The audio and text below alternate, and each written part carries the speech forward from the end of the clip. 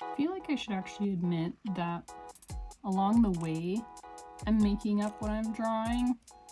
Sometimes I'll look at some reference, like for the firefly I did, but that was mainly for a little bit of body structure and color reference. With New School, I really try to test myself or try out some new ideas or color palettes just to make it that much more weirder. I feel like New School is kind of about pushing the boundaries a little bit on proportions, colors, and giving it that extra little oomph. It's really fun, but just so you know that I'm kind of completely making this up as I go and just guessing, and you know, everybody's New School style is a little bit different, and other people find their ways of doing things or drawing things, like even as simple as line work and whatnot. So I figured I would clarify that just in case, just so people don't assume that some things are supposed to be one way or the other with New School, because it's just a matter of doing what you want, and it doesn't really matter what anybody says. To each their own, I guess. So that might not be everybody's opinion when it comes to tattoos and this style specifically. The way I see it is very exaggerated features and bold line work,